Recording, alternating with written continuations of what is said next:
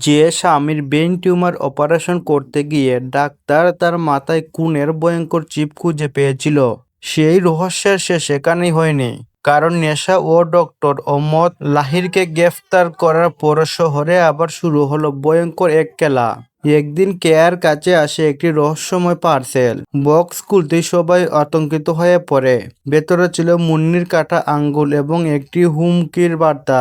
এরপর উজির কাছে আসে একটি ভিডিও, যেখানে দেখা যায় মুন্নিকে একটি কাচের চেম্বারে বন্দি করে রাখা হয়েছে।